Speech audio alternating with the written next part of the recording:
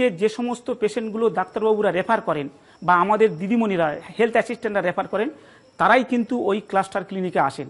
আর সমস্ত গর্ভবতী মারা কিন্তু ওই ক্লাস্টার ক্লিনিকে অবশ্যই তাদেরকে 5 থেকে 6 মাস হলে তাদেরকে অবশ্যই আসতে হবে, কারণ তাদের ভিডিআরএল, ব্লাড গ্রুপ, প্যাথোলজিস্ট যেগুলো প্যাথোলজি পরীক্ষা যেটাগুলো সমস্ত কিছু ফ্রিতে হয় এবং তাদের ওষুধপত্র সমস্ত কিছু আমরা ফ্রিতে দিয়ে থাকি। মিনি হসপিটাল বলা যেতে পারে এক প্রকার।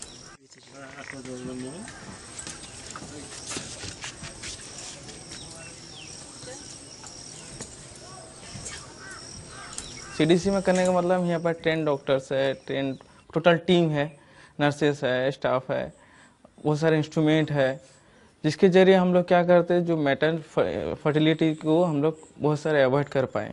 Development is not just implementation of certain programs. It's a movement, and movement requires two things. Number one, this emotional input, the commitment. And people will only believe you when you yourself practice that. সবচেয়ে একটা গর্বের বিষয় হলো আমি গ্রাম্য বধূ, সুন্দরবনে বাড়ি আমার।